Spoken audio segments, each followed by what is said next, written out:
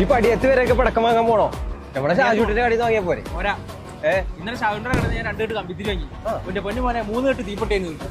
മത്തപ്പൂന്റെ തിരി തുറന്ന് പത്തായം പോലെ ഇക്കൊല്ലത്തെ വിഷയം എന്തായാലും കളറാക്കളാം. നമ്മൾ പടിയത്ത് പോണു, പടക്കം പഠിക്കുന്നു, പൊട്ടിക്കുന്നു. അതെന്തായാലും ഏതാണ് പോട്ട്. കാരണം ഇപ്രാവശ്യത്തെ റിസൾട്ട് കുറച്ച് നേരത്തെ വരും.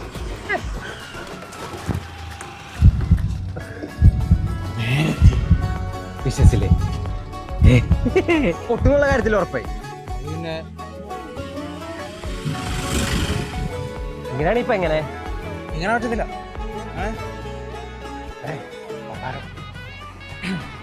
പക്ക പ്ലാനിങ് വേണം. അതെ, പക്ക പ്ലാനിങ്ങോ. മറ്റുള്ളവരെ ചിന്തിക്കാനായിട്ട് നമ്മൾ ഒരിക്കലും റിഗ്രറ്റ് അടിക്കാൻ പാടില്ല. ഇനി നോ റിഗ്രറ്റ്.